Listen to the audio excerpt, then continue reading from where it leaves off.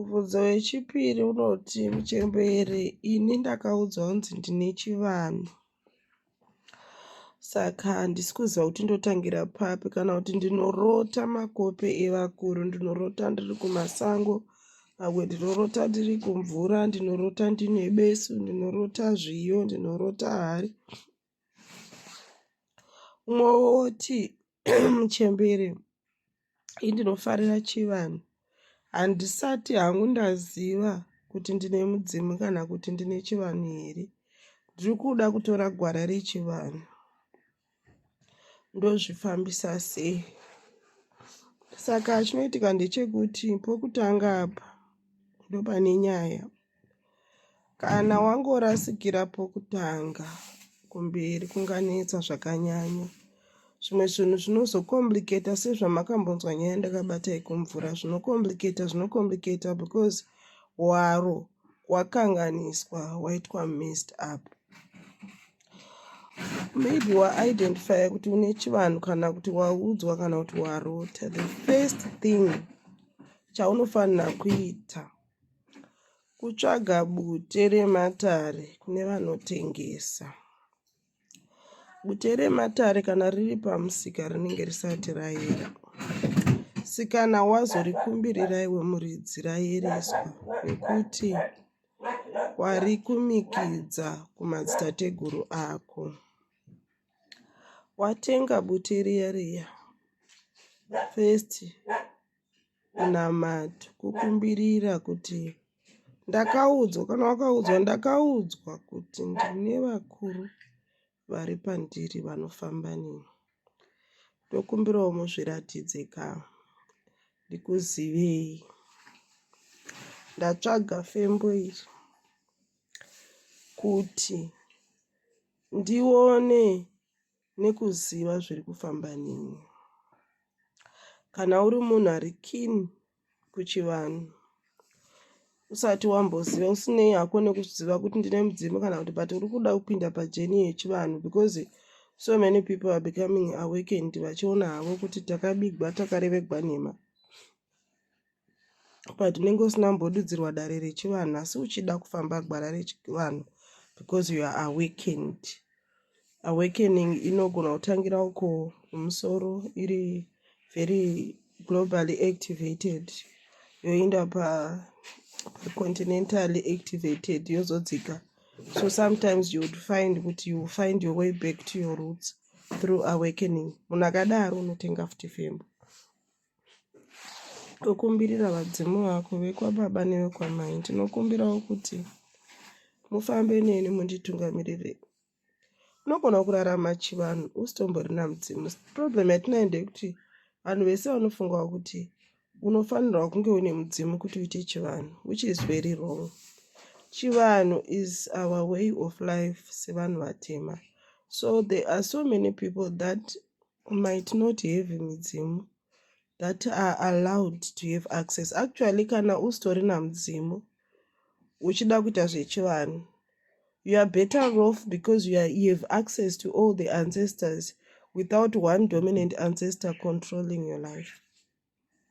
So kana usina mudzimu, une advantage yekuti unotaura navo vese, unotaura nemadzviti, unotaura nevashavi vemumusha. I'm going to make a very good video about that. Ndoisa kuYouTube kwangu kwagarisa kusina mavideo kunguva iri kunetsa yowe kwenza anogwadza iflu.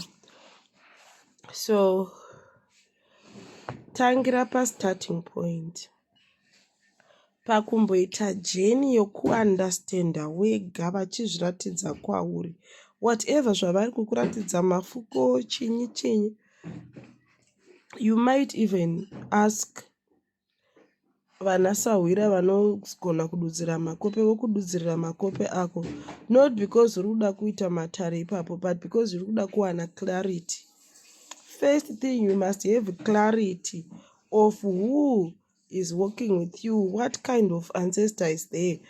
Vari kuuya nei through mafuko avo. Mafuko sometimes pekutanga patinomarota, they are trying to represent what exactly is at play. Ndiani aripo, madzviti here kana kuti machembere here kana kuti zvii zviri kuitika. hazvirevi kuti you have to do something ipapo.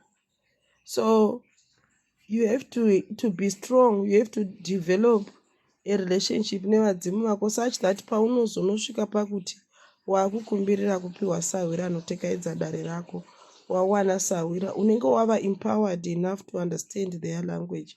Uchinopinda mudare masawira, you have to connect and relate to zviri kutaurwa nasawira because there is a connection. Sawira kana achikubatira dare, sawira hasi ane simba stereke, but vadzimu vako they've allowed themselves to present themselves kumidzimu iri paseri pasawira. Vadzimu ndo vanonopotera kumasawira, vosvika kuna sawira vokumbira kuti sawira ndibatirewo dare mumusha mangu. Panosvikirwa munhu, midzimu inenge ichita communication, mudzimu wemurapwi nemudzimu wemurapi vanenge vachicommunicata vachiita unpack zviriko kudzinza kwavo vachiudzira sawira, sawira achipatsanura dare.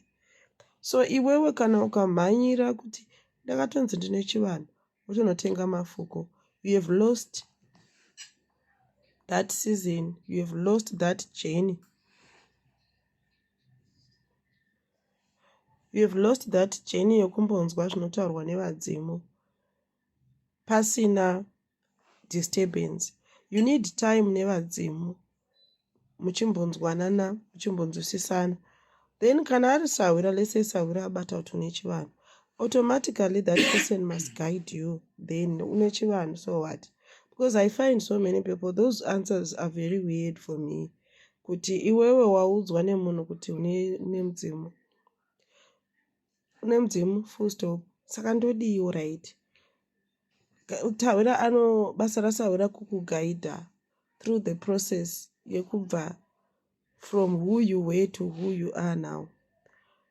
And how do you access makope avo vakuru, unozviita sei, unozvifambisa sei. So kana waona kuti munhu akuudza kuti une mudzimu, angokuudza kuti une mudzimu akakusiya, then you need to find a spiritual guide. Sawira is a spiritual guide anokubata ruoko ofamba newe jeni yematare achikudzidzisa kuti unotangira kukumbirira sei, unoita sei, kana zvaoma chimbodzoka timbobreaka imwe code isina kubrekeka mumatare, this and that. Ndo basa rasawira iroro. Saka vamwenyu munongogara muchingofudza ndakanzi ndine chivanhu, munhu akati ye ari kupi. And the other most important part is that kana munhu uchida kubatsirwa, whether wakaona masawira 47, keep that information to yourself. Kana waenda kune number 48, usazoti pane nhingi akati zvakati, mirira uteerere dare rako. And don't compare masawira, umwe nomumwe ane season yake. Umwe anogona nguva yekungozokudzidzisa ngokudza kuti une mudzimu seizvozvo wokusiya. Umwe anogona kuuya kuzotekaidza dare remudzimu iroro rogadzwa dzimu kusvikira dzimu rapembedzwa, kusvikira maswa kuvashavi vekumvura vacho zvaitwa zvakanaka. Umwe wanogona kutouya upembedza redzimu usiye, pouya mumwe upembedza remvura. Saka iwe haufanirwa kuva munhu anonyeya masawira uchitora zveuko uchizvisanganisa uye kufamba famba. Kune vatinotoziva vasingagari pasi. Wabva pane uno waombera, wavhura ndiro, waenda uko waombera, wavhura ndiro, unopedzisira wava nespiritual psychosis kakupenga so kekuti hauchanzwisisiwo right direction chaiyo. Chero nzwi revadzimu vako haurinzwi because you want to hear voice rekunze more than voice revadzimu vako. So it's a journey that you have to be patient with. You have to be very patient nevadzimu, patient newe. Tenga fembo wombofamba navo wega. Kana zvanobatirwa kwasawira, sawira vachakutungamirira kuti woita sei, wadai wochenurwa, wodi. Ndo starting point iyoyo. Usati wambomhanya kuti saka zvozvizvi vari kutonzi vanotorapa, saka ndofanira kutoti nditsvage zvekurapisa. Aiwa, matare, rwendo, kusvika hakusati pava neumwe chete ati asvika, nesuwo tichiri kutodzidzawo. Allow yourself time to learn, to understand. Fembo rinobatsira kuconnecta deeply, wonounderstanda zvavari kuda zvacho. Ivo vanokurumidza kuswedera pedyo paunobata fembo uchifemba uchikanda pasi uchitekaidza matare. Matendo.